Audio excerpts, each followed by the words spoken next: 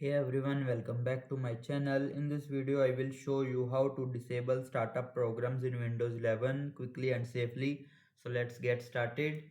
So firstly, using Task Manager, right click on the taskbar,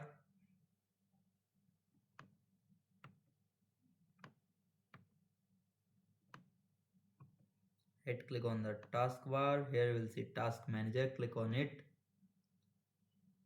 open it.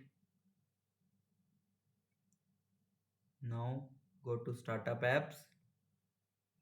From there, you can select the program you want to disable.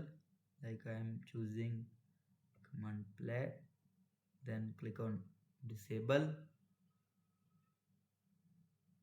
Here you will see that's it, the program will no longer start automatically when you turn on your PC. Method 2, using Windows settings, press Windows plus I to open settings, then go to apps,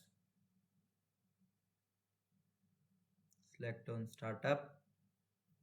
Here you will see all the apps, disable which app you simply turn off the app you don't want running at startup.